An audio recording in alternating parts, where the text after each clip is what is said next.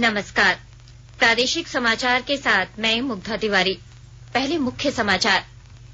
प्रधानमंत्री नरेंद्र मोदी कल सवेरे वीडियो कॉन्फ्रेंसिंग के जरिए देशव्यापी कोविड-19 टीकाकरण कार्यक्रम की शुरुआत करेंगे। झारखंड में भी सारी तैयारियां पूरी। प्रधानमंत्री की कौशल विकास योजना का तीसरा चरण आज देश के 600 जिलों में शुरू। चौथे चरण में 8 लाख उम्मीदवारों को प्रशिक्षित करने का लक्ष्य। चतरा जिले में 15 लाख रुपए के इनामी उग्रवादी का पुलिस अधीक्षक के समक्ष आत्मसमर्पण।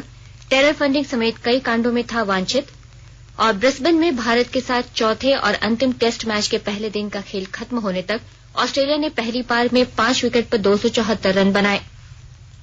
कोविड-19 महामारी के खिलाफ देश एकजुट होकर लड़ रहा है। आप भी हमारे साथ सुरक्षा और बचाव के 3 आसान एहतियाती उपायों का संकल्प लें। मास्क पहनें, 2 गज की दूरी है जरूरी, सुरक्षित दूरी बनाए रखें, हाथ और मुंह साफ रखें। अब समाचार विस्तार से। प्रधानमंत्री नरेंद्र मोदी कल सवेरे वीडियो कॉन्फ्रेंसिंग के जरिए विश्व के सबसे बड़े कोविड-19 टीकाकरण कार्यक्रम की शुरुआत करेंगे। टीकाकरण का यह अभियान पूरे देश में चलाया जाएगा।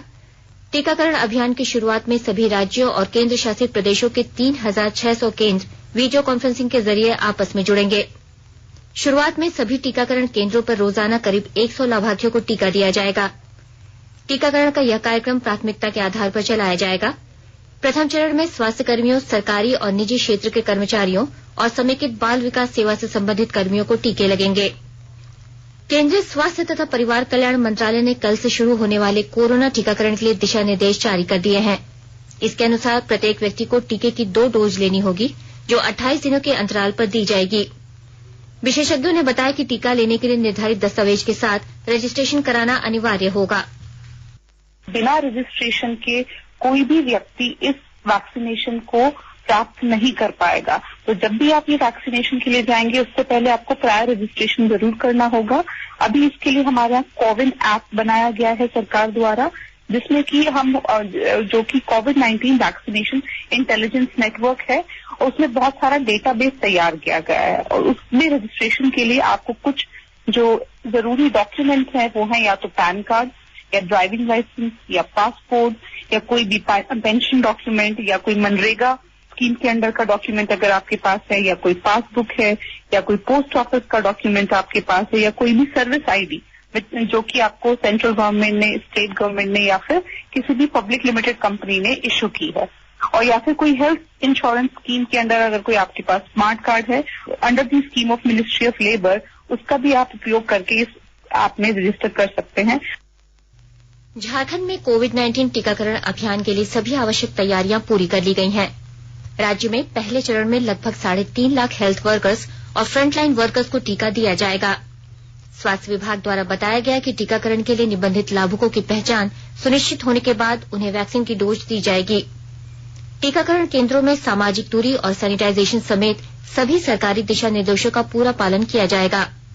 टीकाकरण के बाद प्रतिकूल घटनाओं की रिपोर्टिंग और ट्रैकिंग की जाएगी। टीका का पूरा डोज लेने वालों को डिजिटल टीकाकरण प्रमाण पत्र दिया जाएगा और उनका हेल्थ आई कार्ड बनाया जाएगा। इधर बोकारो जिले में कोरोना टीकाकरण के लिए 2 केंद्र बनाए गए हैं। सदर अस्पताल परिसर स्थित एएनएम ट्रेनिंग सेंटर और चंदन कियारी के सामुदायिक स्वास्थ्य में बनाए गए केंद्र में पहले दिन 200 लोगों का टीकाकरण होगा। यहां पहले चरण में लगभग 11,543 लोगों को वैक्सीन का डोज दिया जाना है। कोडरमा जिले में 3,000 लोगों के टीकाकरण के लिए कुल 9 टीकाकरण केंद्र बनाए गए हैं। खूंटी जिले में शिशु स्वास्थ्य केंद्र और कर्रा प्रखंड स्थित प्राथमिक स्वास्थ्य केंद्र में कोरोना टीकाकरण केंद्र बनाया गया है। उपायुक्त ने आज वैक्सीन स्टोर का निरीक्षण करने के बाद संबंधित अधिकारियों और कर्मियों को आवश्यक दिशा निर्देश दिए। उन्होंने बताया कि कोरोना वैक्सीन टीकाकरण की वीडियोग्राफी कराई जाएगी। जमशेदपुर में टीएमएच अस्पताल और एमजीएम कॉलेज में टीकाकरण केंद्र बनाए गए हैं। हर केंद्र में प्रतीक्षा कक्ष, वैक्सीनेशन चैंबर और ऑब्जर्वेशन रूम की व्यवस्था की गई है। इसके अलावा अन्य जिलों में भी टीकाकरण की तैयारियां पूरी कर ली गई हैं। प्रधानमंत्री की कौशल विकास योजना का तीसरा चरण आज देश के 600 जिलों में शुरू हुआ। कौशल विकास और उद्यमिता मंत्रालय के नेतृत्व में चलाए जा रहे इस चरण में नए जमाने के कौशलों के साथ साथ कोविड से संबंधित कौशलों पर भी ध्यान केंद्रित किया जाएगा। कौशल विकास मंत्री डॉक्टर महेंद्र नाथ पांडेय ने कौशल विकास केंद्रों के विभिन्न प्रशिक्षणार्थियों के साथ वीडियो कॉन्फ्रेंस के जरिए बातचीत की। स्किल इंडिया मिशन के चौथे चरण में 2020-21 के दौरान 949 करोड़ रुपए की लागत से 8 लाख उम्मीदवारों को प्रशिक्षित करने का लक्ष्य रखा गया है। प्रधानमंत्री नरेंद्र मोदी ने 2015 में स्किल इंडिया कार्यक्रम की शुरुआत की थी। पिछले 2 चरणों के अनुभवों के आधार पर अब तीसरे चरण की शुरुआत की है, जिसका उद्देश्य भारत को दुनिया में कौशलों का मुख्य केंद्र बनाना है। केंद्र सरकार और किसान संगठनों के बीच आज नई दिल्ली में 9वें दौर की वार्ता हुई। कृषि मंत्री नरेंद्र सिंह तोमर ने वार्ता के बाद पत्रकारों से कहा कि आज की बैठक में कोई नतीजा नहीं निकल पाया। उन्होंने कहा कि अगले दौर की बैठक 19 जनवरी की होगी। कृषि मंत्री ने बताया कि आज की वार्ता सद्भावपूर्ण माहौल में हुई। उन्होंने बताया कि सरकार की ओर से किसान संगठनों को ठोस प्रस्ताव तैयार करने के लिए एक अनौपचारिक ग्रुप गठित करने का सुझाव दिया गया है, ताकि इन प्रस्तावों पर अगले दौर की वार्ता में चर्चा की जा सके। कृषि मंत्री ने कहा कि केंद्र ने किसानों की चिंताओं को चिन्हित कर लिया है और उन्हें दूर करने के प्रयास किए जा रहे हैं। एक सवाल के जवाब में श्री तोमर ने कहा कि सरकार उच्चतम न्यायालय द्वारा गठित समिति के समक्ष अपना पक्ष रखेगी, अगर इस संबंध में उससे पूछा जाता है। संसद का बजट सत्र इस महीने की 29 तारीख से शुरू होगा। राष्ट्रपति रामनाथ कोविंद द्वारा दोनों सदनों की संयुक्त बैठक के संबोधन के साथ बजट सत्र की शुरुआत होगी। 1 फरवरी को केंद्रीय बजट पेश किया जाएगा। मंत्रालयों और विभागों की अनुदान मांगों पर विचार करने संबंधी स्थायी समितियों द्वारा उनकी रिपोर्टों की तैयारी के मद्देनजर संसद की कार्यवाही 15 फरवरी को स्थगित हो जाएगी। बजट सत्र का दूसरा भाग 8 मार्च को शुरू होगा। सत्र के 8 अप्रैल को संपन्न होने की संभावना है।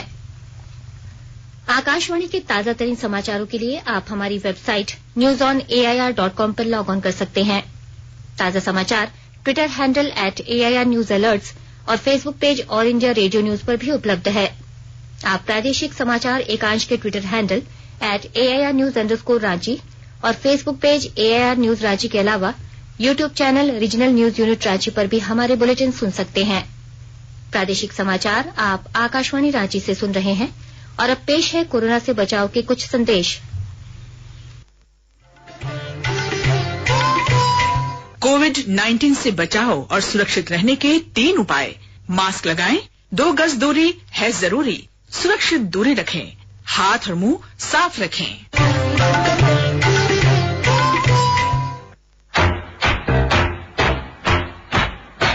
चलो मिलकर एक शुरुआत करें, चलो एक फैसला आज करें, मास्क नहीं तो टोकेंगे, कोरोना को रोकेंगे, चलो एक वादा करते हैं, चलो एक वादा करते हैं, मास्क नहीं तो टोकेंगे, कोरोना को रोकेंगे।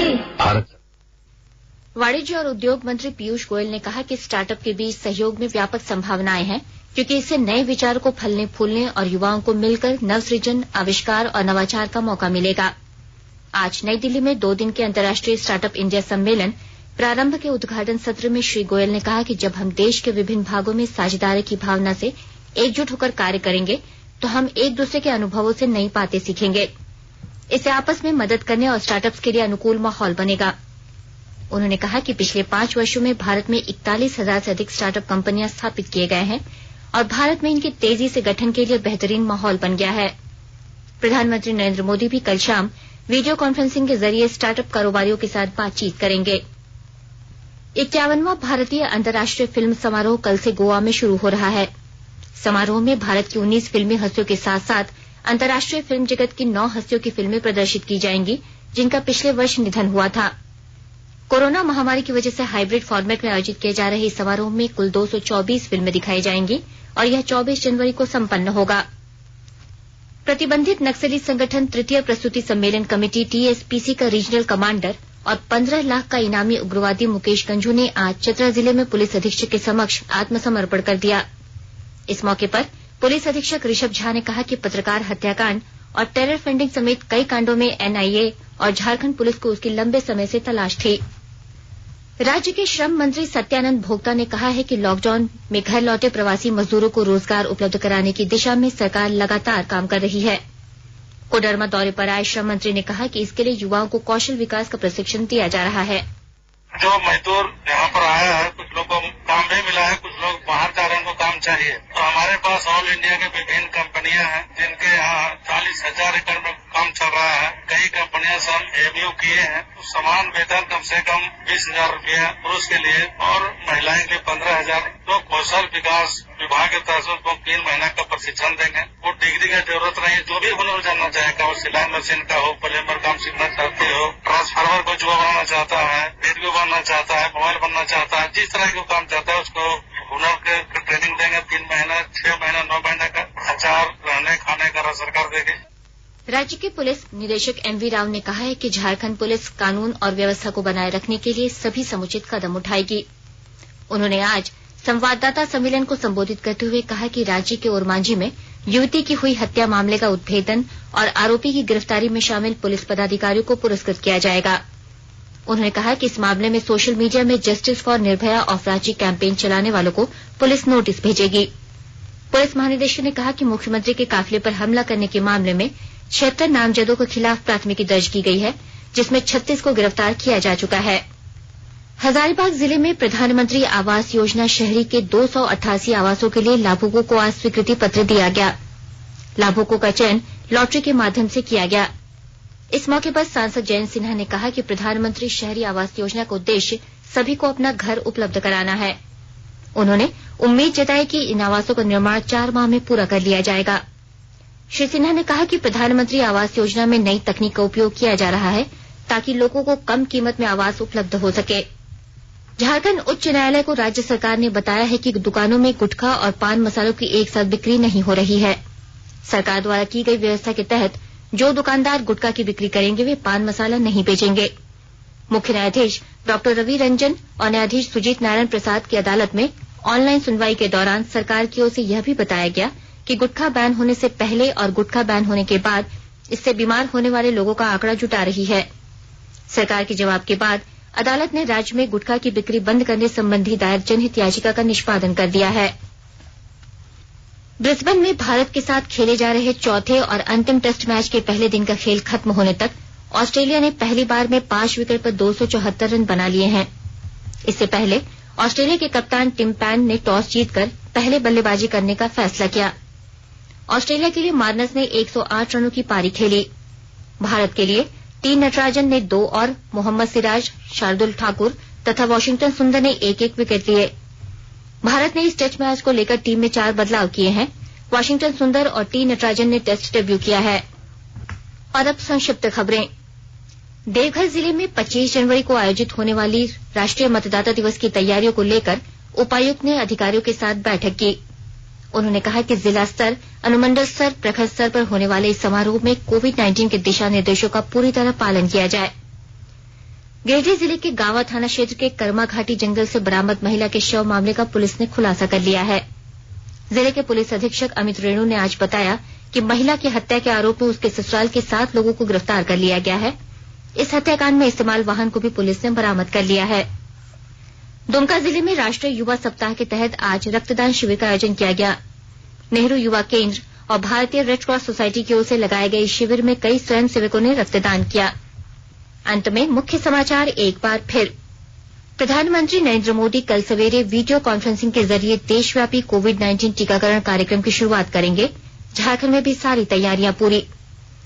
प्रधानमंत्री की कौशल विकास योजना का तीसरा चरण आज देश के 600 जिलों में शुरू। चौथे चरण में 8 लाख उम्मीदवारों को प्रशिक्षित करने का लक्ष्य। चतरा जिले में 15 लाख रुपए के इनामी उग्रवादी का पुलिस अधीक्षक के समक्ष आत्मसमर्पण, टेरर फंडिंग समेत कई कांडों में था वांछित। और ब्रिस्बेन में भारत के साथ चौथे और अंतिम टेस्ट मैच के पहले दिन का खेल खत्म होने तक ऑस्ट्रेलिया ने पहली बार में 5 विकेट पर 274 रन बनाए। इसके साथ ही आकाशवाणी रांची से प्रादेशिक समाचार का ये बुलेटिन समाप्त हुआ। नमस्कार। घर में रहिए, सुरक्षित रहिए और सुनते रहिए आकाशवाणी।